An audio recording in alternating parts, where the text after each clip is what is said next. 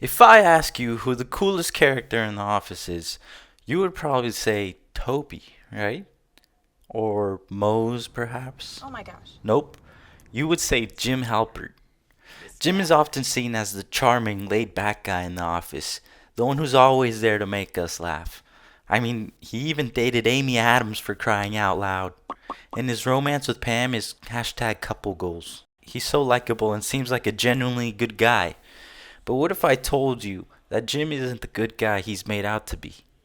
Today, we're breaking down why Jim Halpert is actually the bad guy of Dunder Mifflin. I guess that makes me the devil. She is the devil! I'm in hell!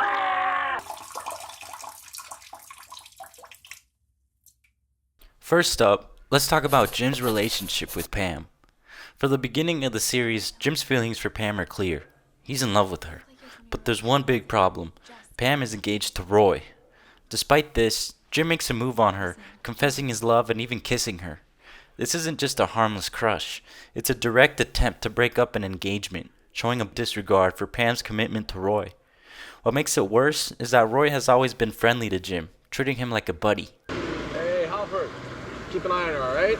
Okay, will do. The Grinch got a wonderful, awful idea. No matter how Roy treated Pam, no one deserves to be cheated on. Jim's actions show a lack of respect not only for Roy, but also for Pam's ability to make her own choices. Next, let's talk about Jim's relationship with Karen. After transferring to the Stanford branch, Jim starts dating Karen. I'm kind of into him.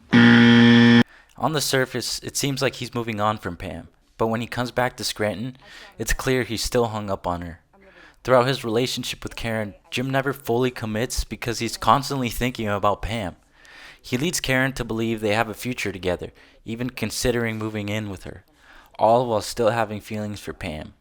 This isn't fair to Karen, who's genuinely invested in their relationship.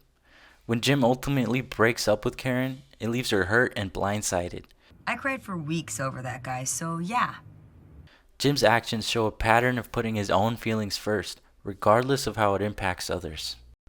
Jim's relationship with Dwight is probably one of the most iconic parts of The Office. The pranks are funny, no doubt. But let's take a closer look, shall we? Jim's pranks on Dwight often cross the line from harmless fun to bullying. Everyone, we have an announcement to make. Stop bullying!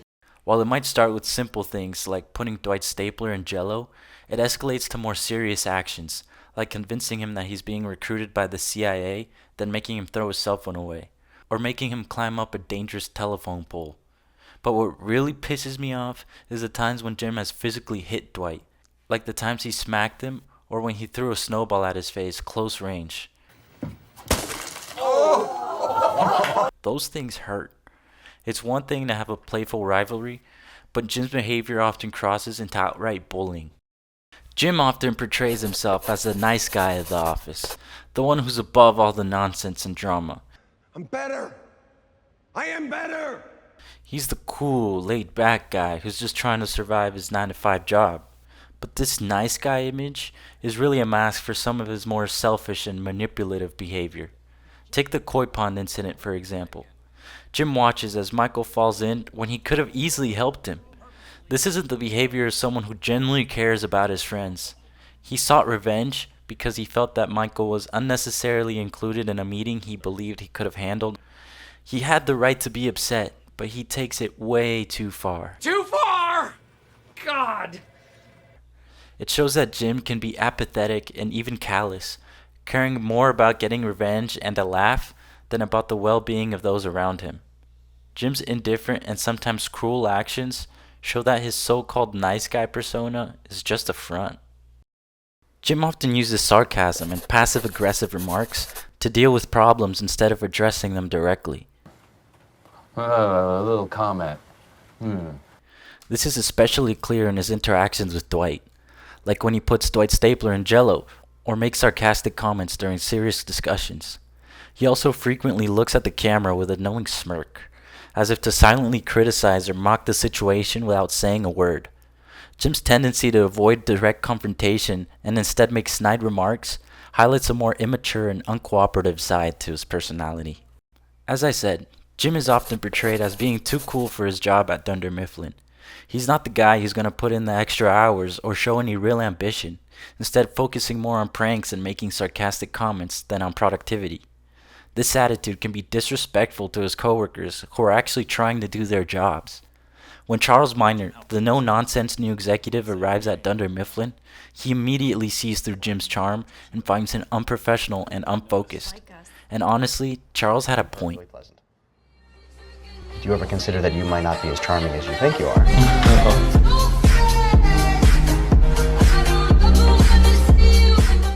Sure, Charles got under everyone's nerves with his strict demeanor and lack of humor, especially Michael Scott's nerves. Do you feel in charge? Pure evil. I'm necessary evil. But Jim's failure to take his job seriously was a real problem. Jim's attitude suggests that he thinks he's above the mundane tasks of office life, which can be disrespectful to those who are genuinely trying to do their best. It also raises the question, why is Jim staying in a job he clearly has no passion for? So there you have it. Jim Halpert may not be the villain in the traditional sense, but his actions reveal a character who's not as nice as he appears. From cheating and leading people on to bullying and passive-aggressive behavior, Jim has his fair share of flaws. Look, no one said he was perfect, but honestly, he's a little piece of shit most of the time and rubs me the wrong way. Let me know in the comments what you think. Is Jim Halpert the bad guy of The Office, or am I confused? I'm confused. Please like and subscribe. Do it. 5, 4, 3, 2. Do it. Give me control.